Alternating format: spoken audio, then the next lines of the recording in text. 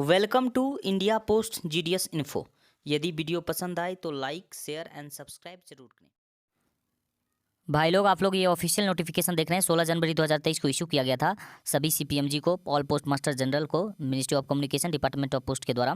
देखिए इसके सब्जेक्ट में क्या है, department of post, postal assistant and sorting assistant recruitment rules 2023 के रिगार्डिंग ये इशू किया गया है ministry of communication, department of post के द्वारा। तो देखिए नोटिफिकेशन ही एक ऐसा जरिया है जिससे आपको सटीक जानकारी मिल जाएगी, और आपको हम बता रहे हैं कि किन के लिए 5 ईयर होगा, किन के लिए 8 ईयर होगा।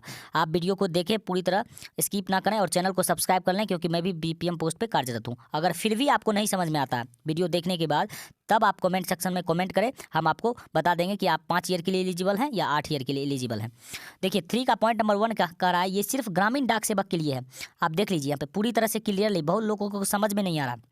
Provided that for officials holding post in level 1, level 2 and level 3 of the pay matrix who have rendered regular service as a Gramin Dak Sevak on or before the commencement of Department of Post, Postal Assistant and Sorting Assistant Recruitment Rules 2022, the total regular service including the service rendered regularly as a Gramin Dak Sevak shall be 5 years।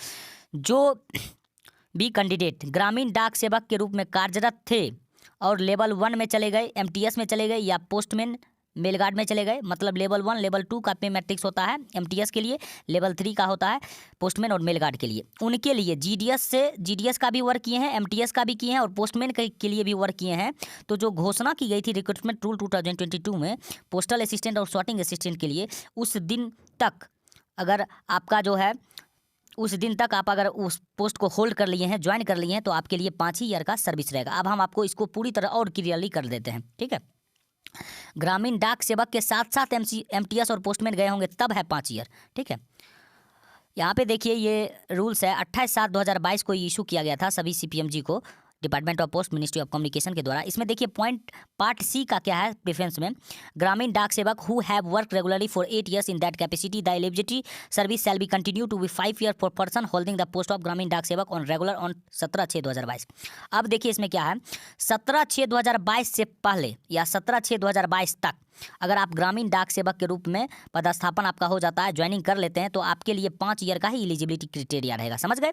अब हम आपको और confusion दूर कर देते हैं। देखिए part B में क्या है, पहले ये जो था ये 8 ईयर कर दिया गया था, अब 5 ईयर कर दिया गया है। हम आपको लेटर पहले ही बता दिए। यहाँ पे क्या है, official holding in level 1 level 2 level 3 of pay matrix with total regular service of 8 year including service rendered regularly as a Gramin Dak सेवक। यहाँ पे 8 ईयर है, अब 5 ईयर हो गया है। तो आप समझ ही गए हैं कि जीडीएस अगर 17/6/2022 से पहले आप अगर जीडीएस के रूप में कार्यरत थे और एमटीएस में आपका प्रमोशन हो गया, तो जीडीएस का और एमटीएस का टोटल का मिला के अगर 5 ईयर आपका हो जाता है 1/1/2023 तक, तो आप एलिजिबल हो जाएंगे। ये जो 2023 की वैकेंसी आ रही है पोस्टल असिस्टेंट सॉर्टिंग असिस्टेंट के लिए, समझ गए।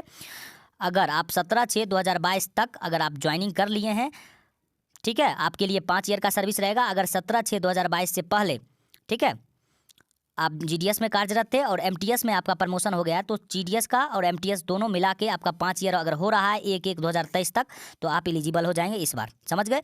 उसी तरह अगर 17/6/2022 से पहले आप जीडीएस में कार्यरत थे और पोस्टमैन में आपका प्रमोशन हो गया, तो दोनों का सर्विस मिला के अगर 5 ईयर आपका हो गया, समझ रहे हैं आप, ये जो 2023 की वैकेंसी जो आ रही है पोस्टल असिस्टेंट सॉर्टिंग असिस्टेंट में आप हो जाएंगे, एलिजिबल हो जाएंगे।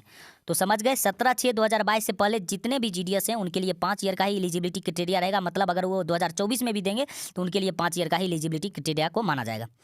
आप समझ ही गए हैं, पूरी तरह से आपको समझा दिए। वो जीडीएस टू एमटीएस हो, जीडीएस में सिर्फ खाली आप 17/6/2022 से पहले ज्वाइन कर लेना चाहिए, तो आपका जीडीएस प्लस एमटीएस का कभी भी आपका प्रमोशन हो तो 5 ईयर होगा। जीडीएस टू पोस्टमैन मेलगार्ड का होगा तो 5 ईयर का रहेगा। तो आप पूरी तरह समझ गए, ठीक है। ये ग्रुप सी में आ रहे हैं।